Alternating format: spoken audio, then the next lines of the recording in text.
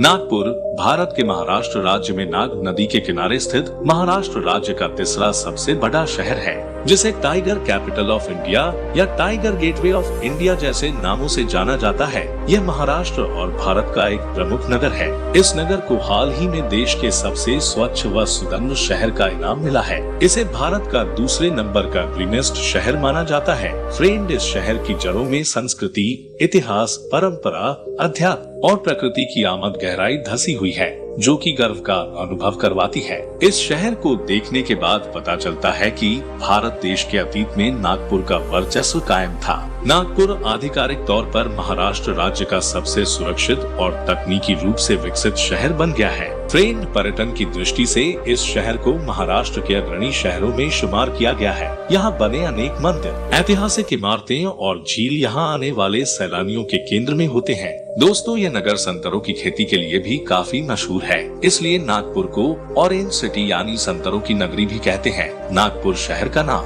नाग नदी के नाम पर रखा गया है। यह नदी नागपुर के पुराने हिस्से से गुजरती है तथा नागपुर को महाराष्ट्र की उपराजधानी होने का दर्जा प्राप्त है, क्योंकि मुंबई और पुणे के बाद बढ़ते इंफ्रास्ट्रक्चर की वजह से नागपुर की गिनती जल्द ही महानगरों में की जाएगी। फ्रेंड, नागपुर को महाराष्ट्र के स्मार्ट शहरों में से एक के रूप में प्रस्तावित किया गया है और यह शहर स्मार्ट सिटी परियोजना निष्पादन में भारत के शीर्ष 10 शहरों में से एक है। इसके अलावा नागपुर मध्य भारत का एक स्वास्थ्य केंद्र भी है, जो कि एक बड़े भौगोलिक क्षेत्र की जरूरतों को पूरा करता है, जो इसे आसपास के क्षेत्रों के लिए एक प्राकृतिक चिकित्सा केंद्र बनाते हैं। यह जिला कई अस्पतालों, क्लिनिकों और नर्सिंग होम से आच्छादित है, जो गुणवत्तापूर्ण चिकित्सा केंद्र की देखभाल प्रदान करता है। दोस्तों, नागपुर भारत का 13वां, विश्व का 114वां सबसे बड़ा शहर भी है, जो लगभग 9892 वर्ग किलोमीटर क्षेत्रफल में फैला हुआ है और साल 2011 की जनगणना के अनुसार नागपुर की जनसंख्या लगभग 46 लाख के लगभग है और साक्षरता दर 89.52% है। यह शहर भारत में महिलाओं के लिए सबसे सुरक्षित शहरों में से एक है। यहाँ लगभग 60% आबादी हिंदू है, जबकि बौद्ध आबादी का 1/4 से अधिक हिस्सा बनाते हैं और मुस्लिम, ईसाई,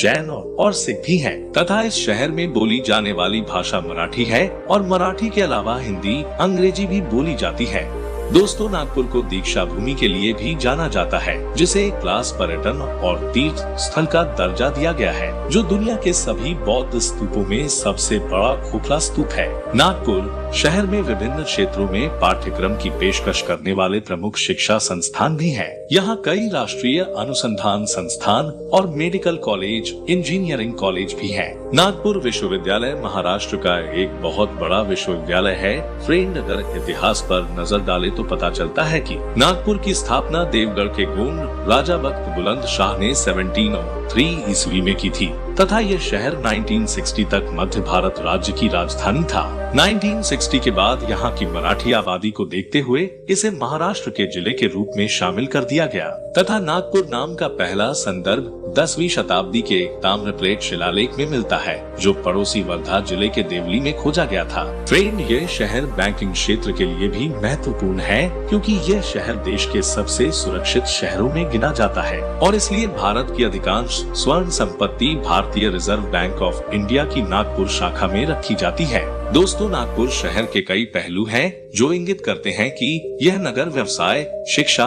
उद्योग, विनिर्माण और अनुसंधान के क्षेत्र में आगे बढ़ रहा है। वर्षों से यह शहर सांस्कृतिक और राजनीतिक महत्व का एक शहर रहा है। इसी कारण यह नगर भारत के सभी प्रमुख शहरों, परिवहन के सभी माध्यमों द्वारा अच्छी तरह से जुड़ा हुआ है और अच्छी तरह से सेवा प्रदान करता है, क्योंकि यह शहर देश के सभी मुख्य राजमार्गों से जुड़ा हुआ है। फ्रेंड, नागपुर राष्ट्रीय स्वयंसेवक संघ, विश्व हिंदू परिषद जैसी राष्ट्रवादी संगठनों का एक प्रमुख केंद्र है। नागपुर शहर प्राकृतिक और कृत्रिम झीलों से युक्त है। यहाँ सबसे बड़ी झील है अंबाजरी झील और प्राकृतिक झीलों में गोरेवाड़ा झील और तेलनखेड़ी झील शामिल है। इसके साथ ही सोनेगांव और गांधी सागर झीलें कृत्रिम हैं, जो शहर के ऐतिहासिक शासकों द्वारा बनाई गई हैं। दोस्तों, नागपुर साल भर सांस्कृतिक कार्यक्रमों की मेजबानी भी करता है। इसके अलावा इस शहर में कई सारी खूबसूरत टूरिस्ट पैलेस भी मौजूद है, जैसे दीक्षा भूमि स्तूप, रामटेक किला, ड्रैगन पैलेस मंदिर, अक्षरधाम मंदिर, लता मंगेशकर म्यूजिकल गार्डन आदि कई सारे प्लेस मौजूद है जो लोगों को काफी ज्यादा आकर्षित करते हैं। फ्रेंड, आज की वीडियो में इतना ही, मिलते हैं नेक्स्ट वीडियो में। वीडियो अच्छी लगी हो तो वीडियो को लाइक और सब्सक्राइब जरूर करें।